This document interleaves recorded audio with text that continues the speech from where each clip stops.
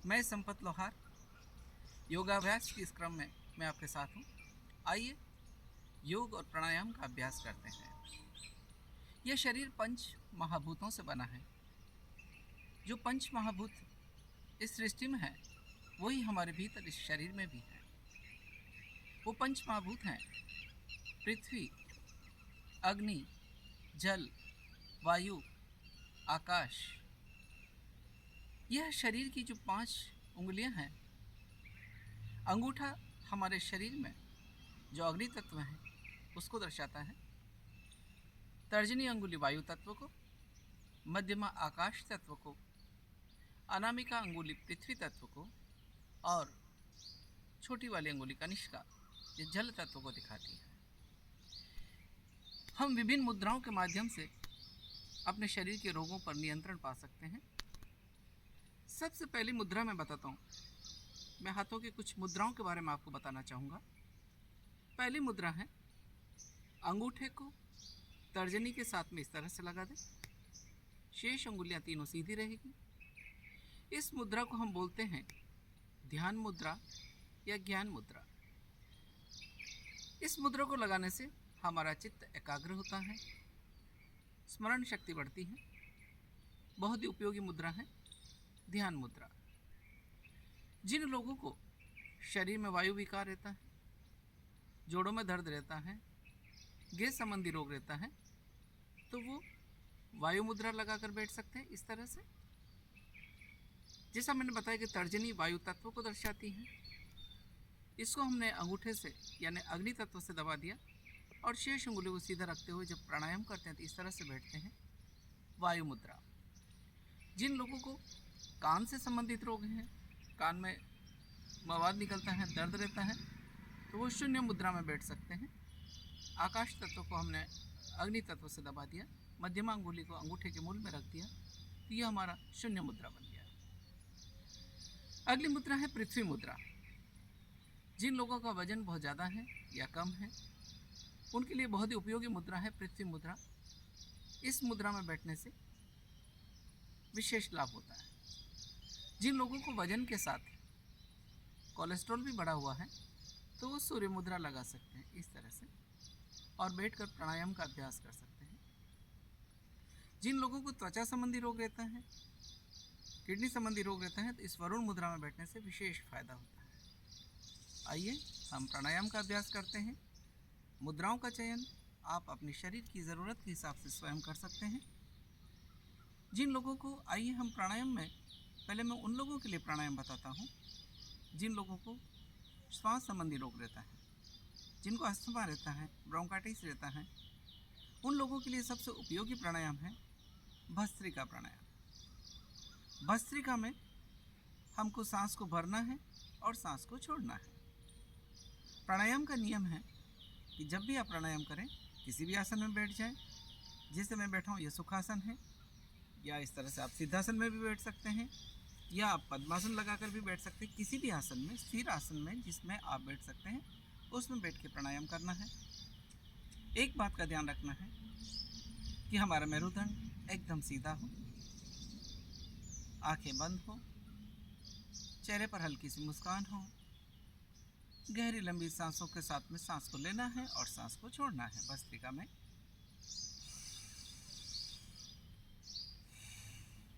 पूरी सांस हमारे लंग्स में जाए और पूरी सांस बाहर छोड़े।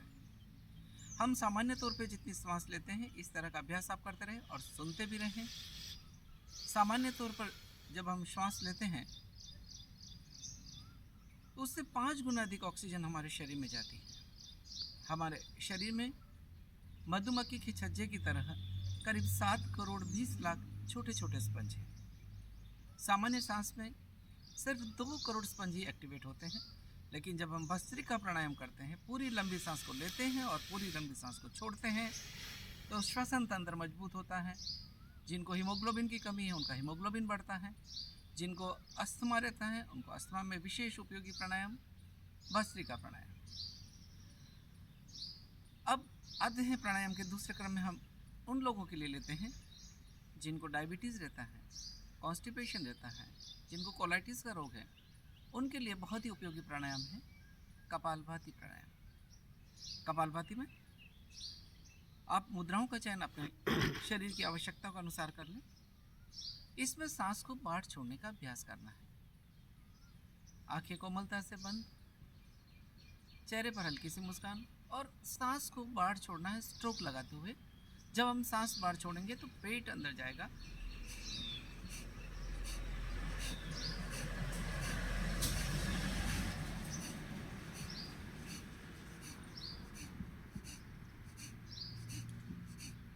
सामान्यतः 1 सेकंड में एक स्ट्रोक लगाना है। मध्यम गति के साथ में, बड़ी प्रसन्नता के साथ और लगातार अभ्यास करना है। 5 से 10 मिनट तक लगातार अभ्यास करना है। तो जिनको डायबिटीज़ है, कॉन्स्टिपेशन है, मोटापा है, वेट बढ़ा हुआ है, शरीर में अगर कोई गांठें हैं तो वो गांठें आपकी गल जाएगी। बहुत ही उपयोगी प्राणायाम है। भस्त्रिका के बाद कपालभाति प्राणायाम हमने किया। और अब उन लोगों के लिए जिनको थायराइड का रोग रहता है, चाहे वो हाइपोथायराइड है या हाइपरथायराइड है, उनके लिए बहुत ही उपयोगी प्राणायाम है उज्जाई प्राणायाम। देखिए उसको कैसे करते हैं। संकुचन के साथ में आपको सांस को भरना है गले में, फिर उसके बाद में ये बंद लगाते हैं, इसको कहते हैं जालंधर बंद। राइट नोस्ट्रल को बंद करते हुए लेफ्ट से सांस छोड़ेंगे। आइए करते हैं मेरे साथ में उज्जाई प्राणायाम थायराइड के लिए।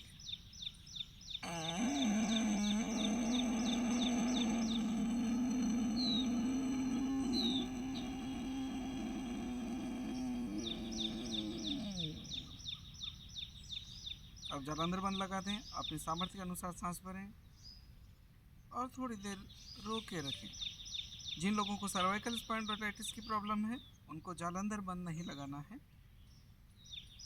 राइट नोस्ट्रल को बंद करके लेफ्ट से सांस छोड़ देंगे। उज्जाई प्राणायाम थायराइड के लिए।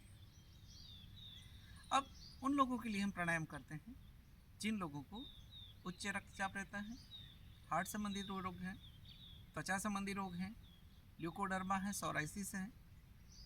उन लोगों के बहुत ही उपयोगी प्राणायाम है अनुलोम विलोम प्राणायाम। अनुलोम विलोम प्राणायाम में जैसा कि आप जानते हैं ये शरीर 72 करोड़ 72 लाख 10,201 नस नाड़ियों से बना। इनमें भी जो 3 मुख्य नाड़ियां हैं, ईड़ा नाड़ी हमारे बाईं ओर, पिंगला नाड़ी दाहिनी ओर और बीच में सुषुम्ना नाड़ी। जब हम अनुलोम विलोम प्राणायाम करते हैं तो इन दोनों में घर्षण होता है और तीसरी नाड़ी सुषुम्ना जागृत होती है। हमारा रक्तचाप कंट्रोल होता है। इसको करने का बहुत सरल तरीका है। दाहिने हाथ से के अंगूठे से दाहिनी ओर की नासिका को आपको बंद करना है। इन 2 उंगलियों से लेफ्ट साइड की नोस्ट्रल को बंद करना है। जब शुरुआत करेंगे तो हम बाईं ओर से सांस को भरेंगे, फिर 2 उंगलियों से इस नासिकाग्र को बंद करेंगे और फिर राइट से छोड़ेंगे। राइट से भरेंगे, लेफ्ट से छोड़ेंगे। बहुत ही सरल और उपयोगी प्राणायाम है अनुलोम विलोम प्राणायाम। आप हाथों को मुद्रा के साथ में रखें। दाहिने हाथ का उपयोग करें तो बाईं हाथ में आपके शरीर की ज़रूरत के अनुसार चाहे वायु मुद्रा लगा दें, ध्यान मुद्रा लगा दें, पृथ्वी मुद्रा लगा दें। जो भी मुद्रा मैंने प्रारंभ में बताई वो लगाकर आप कर सकते हैं।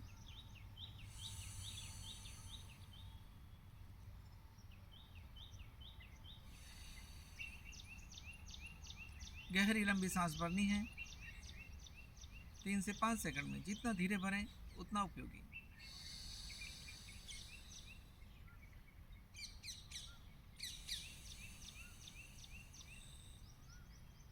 पूरी सांस भरनी है, पूरी छोड़नी है।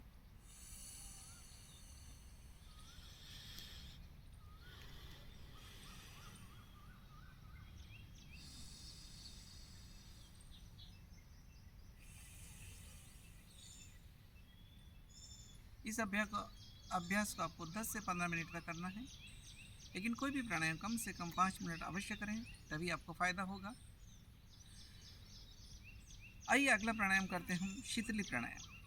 आपको शीतलता प्रदान करता है। बहुत सरल प्राणायाम है। अपनी जीभ को बाहर निकालें, नली की तरह उसकी शेप बना लें और फिर सांस को भरें।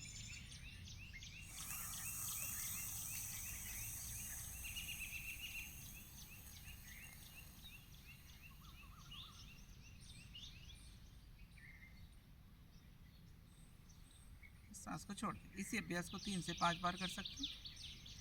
अब ध्यान के 3 प्राणायाम करते हैं, भ्रामरी प्राणायाम, उद्गीत प्राणायाम और ध्यान। भ्रामरी प्राणायाम में अंगूठे से कान की केप को बंद करना है। अंगूठे के नाक कान अंगूठे को अंदर नहीं घुसाना है, ऊपर हल्के से कान की केप को बंद करना है। तर्जनी अंगुली हमारे आईब्रो से थोड़ी ऊपर, शेष अंगुली आंखों पर आ जाएगी और मुंह बंद रखते हुए भौरे की तरह गुंजन करना है। जिन लोगों को रात में नींद नहीं आती, जल्दी तनाव रहता है, उनके लिए बहुत ही उपयोगी ये तीनों प्राणायाम, मेडिटेशन के प्राणायाम, भ्रामरी, उद्गीत और प्रणाम। आंखें बंद रहेगी हमारी, अंगूठे को कान की केप पर लगा दें, पहली अंगुली मुंह के ऊपर, शेष अंगुली यहाँ पर और भौरे की तरह गुंजन करना है।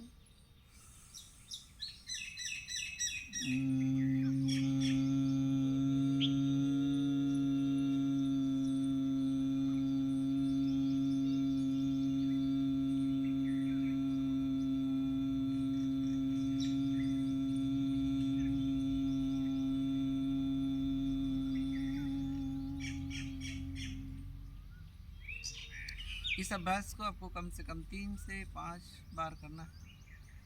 इसी तरह से आप करते हैं उद्गीत प्राणायाम, जिसमें प्रणव की ध्वनि करते हैं, सांस भरते हैं और ये अनुभव करते हैं कि नाभि चक्र से हमारी प्राणवायु ऊपर उठ रही है। ओम की ध्वनि करेंगे 3 बार।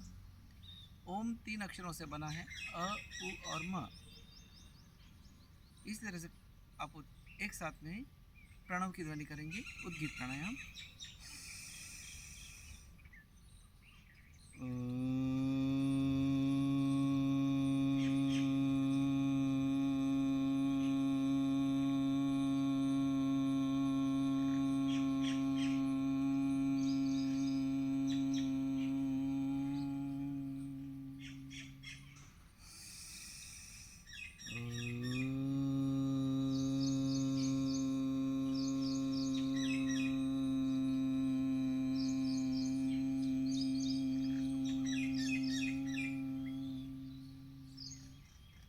ओम की ध्वनि करने से हमारा बीपी भी कंट्रोल होता है। जिनको उच्च रक्तचाप है वो प्रणव की ध्वनि करें। 11 से 21 बार करने से बैलेंस होता है, शरीर का तनाव दूर होता है, मन में शांति आती है। और अब ध्यान, अपने श्वास प्रश्वास पर ध्यान दें। चेहरा हल्का सा ऊपर, आंखें कोमलता से बंद, चेहरे पर हल्की सी मुस्कान, मन में कोई भाव नहीं। अपने श्वास प्रश्वास पर ध्यान दें। योग का मतलब ही है जुड़ना। इस देह को उस देव के साथ जोड़ते हैं, इस आत्मा को उस परम आत्मा के साथ एकाकार करते हैं। योग न सिर्फ तन को स्वस्थ रखता है, बल्कि मन को भी स्वस्थ रखता है। हमारे भीतर पवित्र भाव आते हैं। प्राणायाम से आपके भीतर जो रूपांतरण आया उसका अनुभव करें। आप महसूस करें कि आप पूर्ण निरोगी बने हैं। आपके विचारों में सकारात्मकता आई है। आपके भीतर जो नकारात्मक सोच थी वो दूर हो गई है। मेरे भीतर एक दिव्य शक्तियों का संचय हुआ है। इस ऊर्जा के साथ आइए दोनों हाथों की हथेली को रगड़ते हैं। गरम गरम हथेलियों को आंखों पर स्पर्श करते हुए फिर धीरे धीरे आंखें खोल लें।